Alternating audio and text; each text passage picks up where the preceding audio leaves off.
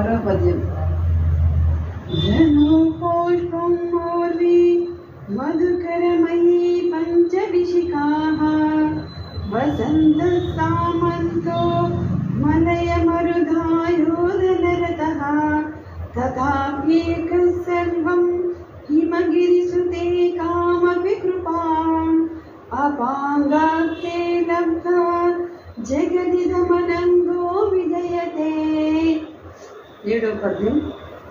ఫణత్కాంచీదామా కరికలవ కుంభస్తనలతా పరీక్షీణా మధ్యే పరిణత శరచ్చంద్రవదనా ధను